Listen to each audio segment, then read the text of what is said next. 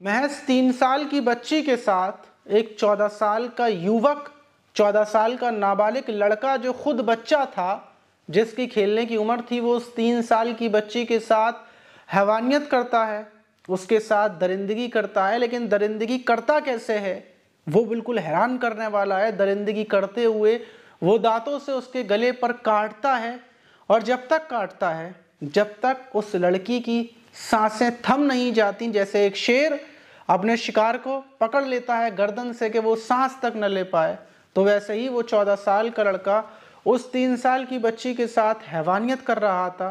घंटों तक हैवानियत करता है। उसके गले की जो ये नली होती है, इसको दांतों से पकड़ लेता है, पूरे शरीर पर उसके काटता है और काटने के बाद उसके साथ इतनी दरिंदगी करता है कि उस 3 साल की लड़की की मौत हो जाती है। इस घटना ने सबको हैरान कर दिया है। लोग अपना सर पकड़ कर बैठे हुए हैं कि भला एक 14 साल के बच्चे के दिमाग में, वो क्योंकि बच्चा ही होता है, नाबालिग होता है, तो उसके दिमाग में ये सब कुछ कैसे आया। पुलिस भी हैरान थी, हर कोई हैरान था।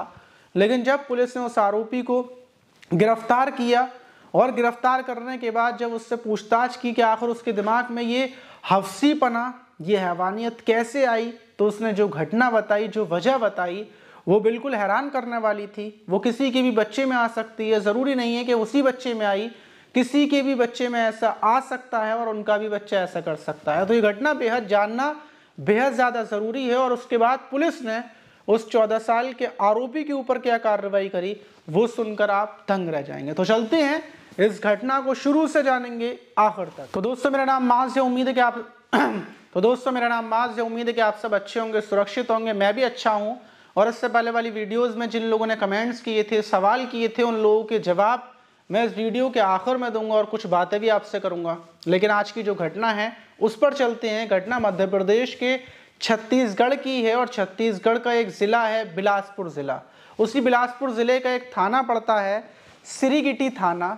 उसी थाने के इलाके में ये 16 मार्च की सुबह सब कुछ बिल्कुल ठीक ठाक होता है। दिन शुरू हो जाता है, लोग अपने अपने कामों पर चले जाते हैं और वहीं पर रहने वाली एक महिला जो घर पर थी, शाम के 4 बज चुके थे, वो खाना बना रही थी और उसका पति आता है और किसी काम से बाहर चला जाता है। और उसकी एक बेटी, 3 साल की बेटी, जो घर के बाहर खेल रही थी।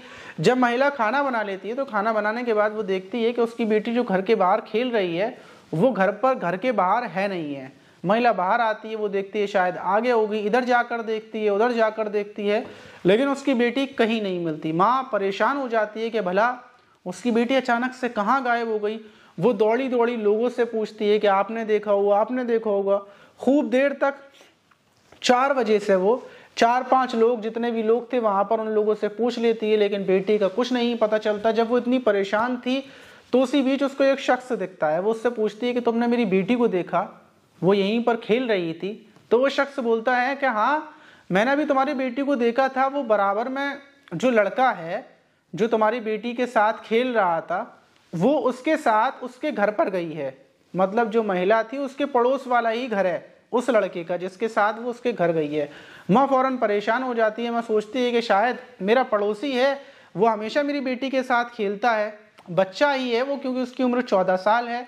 और वो उसको, बेटी को बुलाती हुई उसके घर पहुंच जाती है। जो लड़का है उसके घर पहुंचती है और आवाज़ लगाती है अपनी बेटी को, बेटी बेटी पुकारती है, लेकिन अंदर से कोई आवाज़ नहीं आती। वो घर के अंदर जाती है, कमरे में देखती है कि उसकी बेटी हो, ना ही बेटी मिलती है और ना ही वो लड़का मिलता है। वो छत पर जाती है, इधर जाती है, उधर जाती है, पूरे घर के चारों तरफ देख लेती है, लेकिन बेटी का और ना उस लड़के का कोई पता नहीं था। लेकिन अचानक से बाहर आते टाइम माँ की नज़र पड़ती है कि सामने एक गेट है जो बंद है। वो गेट बाथरूम का है, टॉयलेट का है। माँ पहुँचती है और उस गेट को बजाती है। उसको लगता है कि शायद बेटी इसके अंदर हो, ऐसा हो सकता है क्योंकि अंदर से गेट बंद है, या फिर कोई और होगा। जब वो गेट को बजाती है और नीचे से झांक कर देखती है तो सामने एक लड़का खड़ा हुआ था। वो वही लड़का था जो उसकी बेटी को लेकर गया था। माँ गेट को तेज तेज पीटती है कि जल्दी से तू गेट खोल, मुझे मेरी बेटी को बाहर निकाल दे, टॉयलेट के अंदर मेरी बेटी के साथ क्या कर रहा है। माँ घबरा जाती है, वो चीखती है, जब तक थोड़े बहुत लोग इधर से आ जाते हैं और जो लड़का था उस लड़के का चाचा भी वहां पर पहुंच जाता है। चाचा बोलता है कि बेटा गेट खोल। तो चाचा की बात सुनकर वो लड़का, 14 साल का लड़का, गेट को खोल देता है। जैसे ही गेट खुलता है, माँ अंदर घुसती है और वो देखती है कि सामने उसकी बच्ची 3 साल की मासूम सी बच्ची सामने पड़ी हुई है, उसके कपड़े भी उतरे हुए हैं और उसके शरीर से जख्मी शरीर है, वहाँ से ब्लड वगैरह उधर उधर पड़ा हुआ है, जो प्राइवेट पार्ट है वो पूरे तरीके से घायल सा हो रहा है। माँ अपनी बेटी को देखकर बिखर जाती है। बिखरने के बाद फौरन बच्ची को आनन फानन में उठाया जाता है। जो लड़के का चाचा था वो भी बच्ची को उठाता है, बाहर की तरफ लेकर भागते हैं कि बच्ची जिंदा होगी, हो सकता है इसके अंदर अभी सांसें बाकी। और वहां से लेकर भागने के बाद फौरन उसको ऑटो में बिठाया जाता है और सरकारी अस्पताल सिम्स जो अस्पताल है वहां पर लेकर पहुंचते हैं। और ये खलबली मोहल्ले के अंदर बहुत तेजी से फैल जाती है कि लड़के ने, जो 14 साल का लड़का है, वो उस बच्ची को टॉयलेट बाथरूम के अंदर ले गया था और वहां पर उसके साथ दरिंदगी की है और उसको अस्पताल में लेकर भागे हैं। ये खबर के बाद मोहल्ले में ही बड़ी आग की तरह खबर फैलती है, मोहल्ले वाले इकट्ठे हो जाते हैं। दूसरी तरफ पुलिस को भी सूचना मिल जाती है, पुलिस मौके पर पहुंचती है। जो युवक था 14 साल का, उसको फौरन हिरासत में ले लेती है। और दूसरी तरफ जब बच्ची को अस्पताल लेकर पहुंचते हैं, डॉक्टर्स चेकअप करते हैं तो बोलते हैं कि इसकी तो सांसें रुक चुकी हैं। पुलिस अस्पताल में पहुंचती है, बच्ची के शव को लेकर पोस्टमार्टम के लिए भेज देती है। पोस्टमार्टम रिपोर्ट का इंतजार किया जाता है। दूसरी तरफ जो बच्ची के माता पिता थे, उनकी हालत खराब हो जाती है कि उनकी बच्ची के साथ पड़ोसी युवक ने ही, महज 14 साल के युवक ने दरिंदगी की है। देखकर ही लग रहा था, क्योंकि शरीर पर दांतों से काटा गया था और काटने के बाद फिर हैवानियत की गई थी, मतलब उस लड़के ने उसके साथ रेप किया था। अब ये सब कुछ होने के बाद पोस्टमार्टम रिपोर्ट आती है, उसमें पता चलता है क्या रेप तो हुआ है, रेप किया गया है। और दूसरी तरफ गर्दन पर ये नली है, इसको दांतों से दबा दबा कर काटा गया है और सांस रोककर जब बच्ची ने चीखने की कोशिश की होगी तो उसी टाइम पर इसको मार दिया गया है। पुलिस ये सब कुछ, पुलिस ने लड़के को हिरासत में तो ले लिया था, उससे पूछताछ कर रही थी, लेकिन हिरासत में लेने के बाद जब बच्ची के शव को फैमिली वालों को दिया जाता है तो वो शव को लेने से इनकार कर देते हैं। और पूरी भीड़ मिलकर जो वहाँ का नेहरू चौक है वहाँ पर टहलती हुई पहुँच जाती है, बैनर लेकर, सब कुछ लेकर विरोध प्रदर्शन करने लगते हैं। लोग आग बबूला थे, उनकी मांग थी कि जो आरोपी है उससे सख्ती से पूछताछ की जाए कि उसके साथ कोई और भी था। और दूसरी तरफ जो उसका चाचा है, जिसने उसको बचाने की कोशिश की, क्योंकि वो बच्ची को लेकर भागा था अस्पताल की तरफ और उसके बाद वो खुद भी भाग गया, उसको गिरफ्तार किया जाए। और जो उस युवक का घर है उसके ऊपर बिल्डोजर चलाया जाए, क्योंकि युवक के ऊपर माता पिता ने ध्यान नहीं दिया। ये प्रदर्शन कर कर मांग कर रहे थे। वहीं सबसे पहले पुलिस उस युवक से पूछताछ करती है, भाई क्या तुम्हारे दिमाग में क्या सूझी कि तुमने खुद एक बच्ची हो, 3 साल की बच्ची के साथ ये सब कुछ किया। उसका जो फ़ोन था उसको भी जब्त कर लिया गया, पूरी कहानी को पूछा गया। तो वो लड़का बताता है, खुलासा यही होता है कि जो युवक था वो पूरे दिन फ़ोन चलाता था, उसके माता पिता ने उसको फ़ोन थमा दिया था और फ़ोन चलाने के साथ साथ उसको शौक लग चुका था गंदी मूवीज़ देखने का।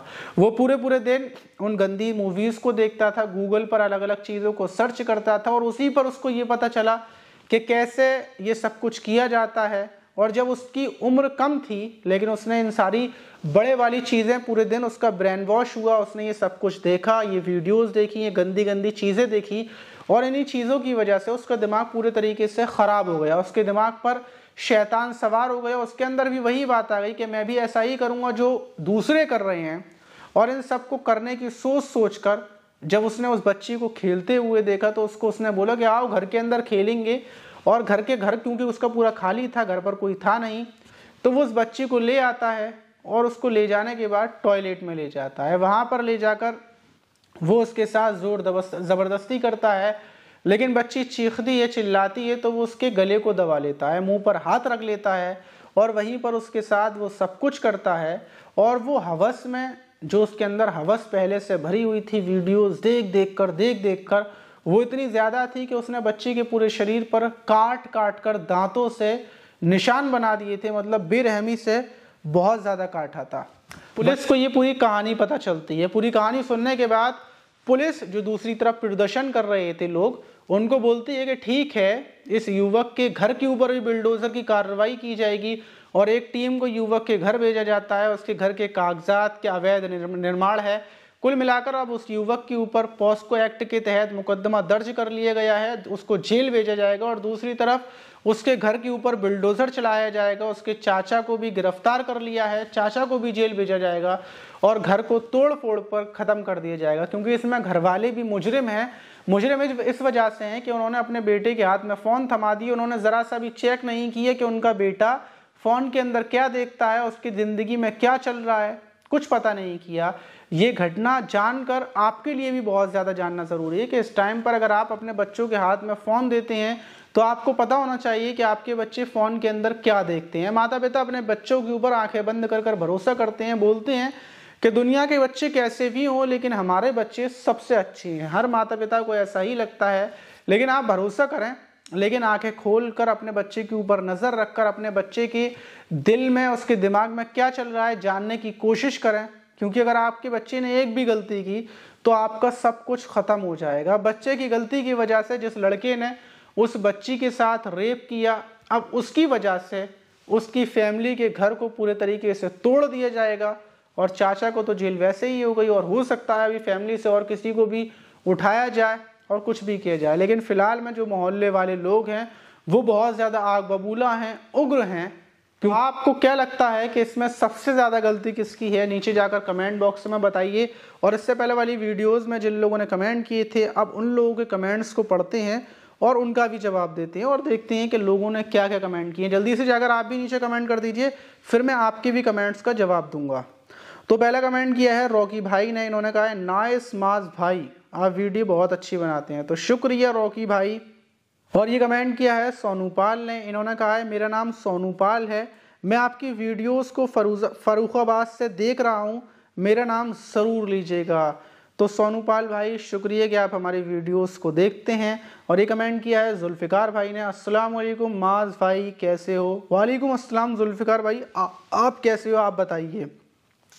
और ये कमेंट किया है विपिन सागर ने, माज भाई ऐसा लग रहा है कि वीडियो बरसों के बाद आई हैं, आप ठीक तो हैं? भाई मैं बिल्कुल ठीक हूँ, बस थोड़ा सा अलग अलग कामों में लग जाता हूँ, अचानक से मुझे कुछ काम आ जाते हैं और मैं उसमें इन्वॉल्व हो जाता हूँ और वीडियो नहीं बना पाता। फ़िलहाल में एक शख्स थे जो रोड पर पड़े हुए थे, जिनको कोई देखने वाला नहीं था, उनके शरीर में कीड़े पड़ चुके थे, फिर उनको हम अस्पताल लेकर पहुँचे। वीडियो मैं आपके साइड में लगा दूँगा, आप लोग भी देखिएगा कि आपके माज भाई और भी काम करते हैं, सिर्फ यही वीडियो बनाने का काम नहीं करते।